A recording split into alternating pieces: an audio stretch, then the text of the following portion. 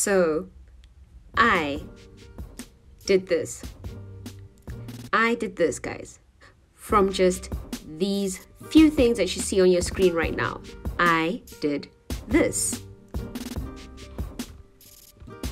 What's up and welcome again. So thankful for you guys tuning in again and checking out my latest video on how to make your own dupe basket from all your favorite homeware stores that are just a little too costly for my liking.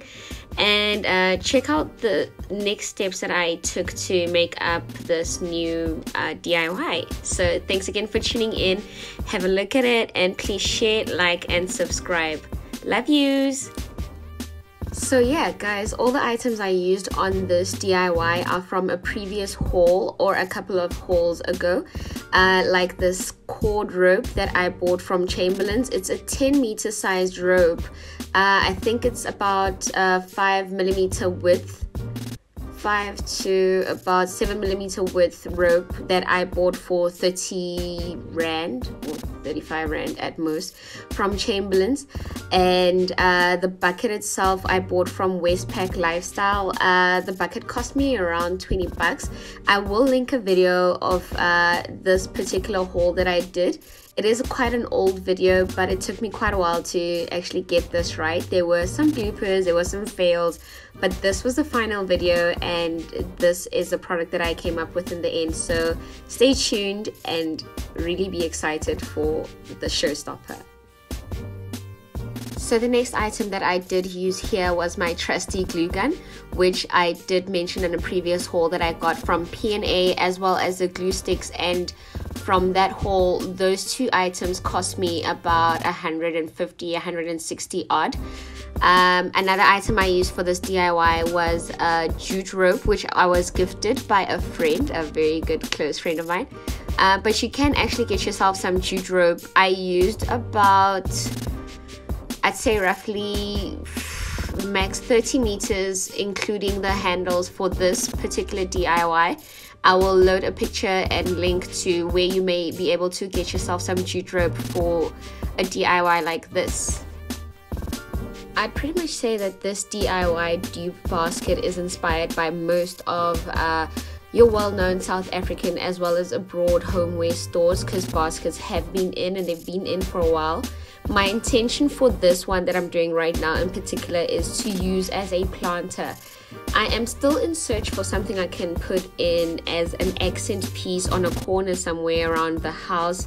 Particularly, I was feeling around my server or the TV stand or my plant corner, as everyone calls it. So I was going to use this, and the example that I displayed it on at the end of the video is on my plant corner. You can use this for multiple things. You can get a bigger sized bucket and of course then load it with either pillows or throws or whatever knick-knack you want to put in there. Pretty much it works. It's a blended type of style. It goes with your farm style, your modern, your minimalistic, depending on the colors. And I've chosen a neutral palette for my basket. You may choose however which other mix of colors that you are comfortable or that fits your space.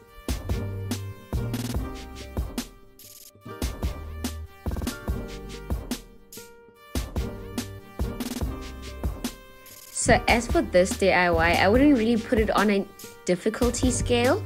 This was pretty much a paste tack hold throughout the entire process. The only thing that required a bit of attention was when you're mixing from one texture to another and allowing for the ends to blend in evenly and seamlessly as possible with the rest of the DIY itself.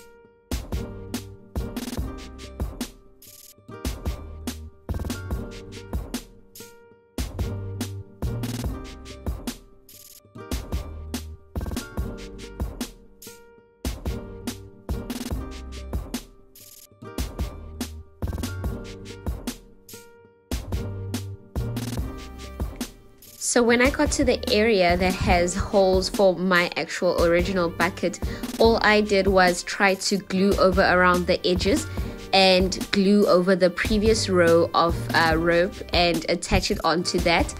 The reason I did this was so that I could have actual handles that I add onto my basket, so it doesn't have multiple holes and stuff, and it is a seamless overall look.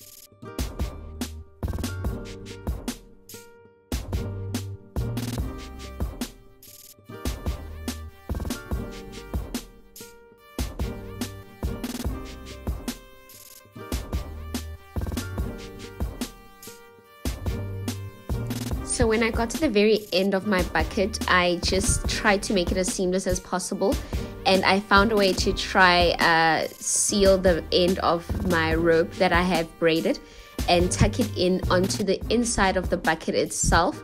I glued the edge and I went in on the inside of the bucket with the glue gun, and that's where I tucked in the remainder of the rope.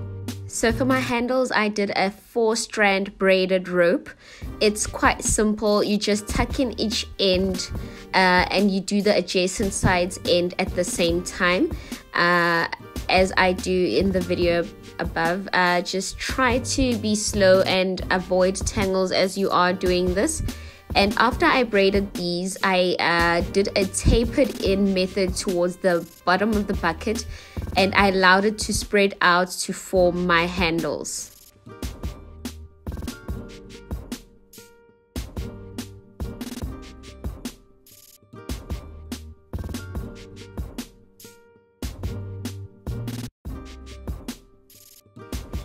And that's it for today's final look, guys. I'm so in love with the end product. I hope you do try this and get to enjoy yourself a basket that you've made yourself. Make it more personal, have it be more involved with your own space. Thank you so much again. Bye.